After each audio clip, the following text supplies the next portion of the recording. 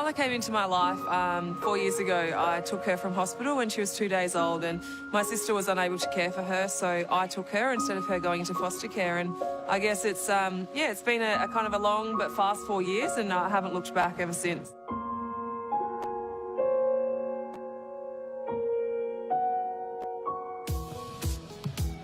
It's a challenge every day to raise a child and still be a professional athlete. But, you know, I'm faced with hurdles, but I just find ways to get over it. And I've been really, really fortunate to be involved in amazing clubs that just take her on board and help me out as much as they can. Just for instance, Canberra Capitals, they implemented childcare into my contract, and Carrie Graff was just amazing throughout the whole experience. Seattle Storm, they, welcomed Zala and I with, open arms and helped me a lot. Now, the Adelaide Lightning, just so family friendly, and I wouldn't be here if it wasn't like that. But, even my overseas teams who have let Zala travel on road trips and paid for an extra hotel just because that's the kind of people they are. And I think that's really, really important. And it's important for Zala to grow up and understand that the world is a nice place. There are still nice people around, and, women in sport can still do things with children.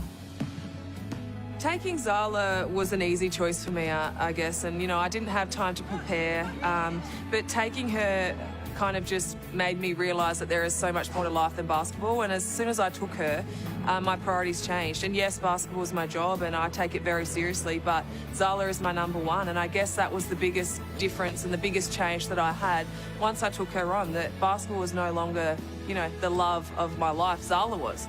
By taking Zala, I've had to make some choices throughout my basketball career, and that's meant stepping away from the Australian team. It's meant saying no to contracts and not going back overseas and things like that. But I knew that when I took her, and I knew that there would be sacrifices I would have to make.